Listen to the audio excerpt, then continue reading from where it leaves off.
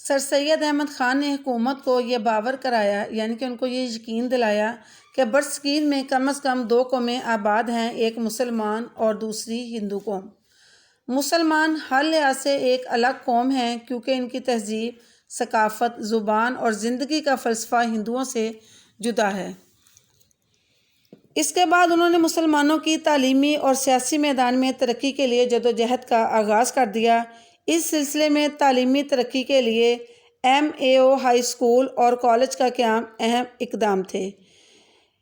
سر سید احمد خان نے 1885 میں مسلمانوں کو سیاسی جماعت کانگریس میں شمولیت سے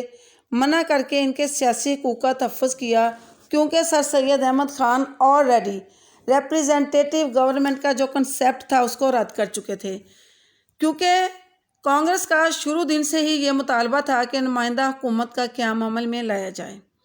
اور اگر مسلمان جو تھے وہ انڈین کانگریس میں جو تھے شمولیت اختیار کرتے اور تشکیلی طور پر اس وقت جو ووٹ کا طریقہ کار رائج تھا اس کے مطابق حکومت میں جو ہندو اکثریت تھے ان کے ہندو اکثریت میں تھے، اس لیے ان کے نمائندگان کی تعداد بھی زیادہ ہوتی، اور مسلمان چونکہ اس وقت اقلیت میں تھے اس لیے جو مسلمان تھے ان کے نمائندگان کی تعداد بھی کم ہوتی۔ اس لیے سر سید احمد خان نے مسلمانوں کو جو تھا وہ کانگریس کی جماعت میں شمولیت اختیار کرنے سے منع فرمایا تھا۔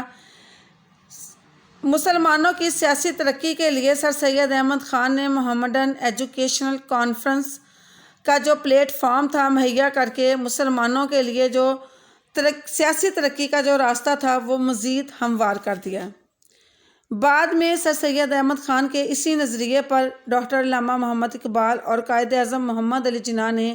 اپنے سیاسی جو نظریات تھی ان کی بنیاد رکھی، اور ڈاکٹر علامہ محمد اقبال اور قائد اعظم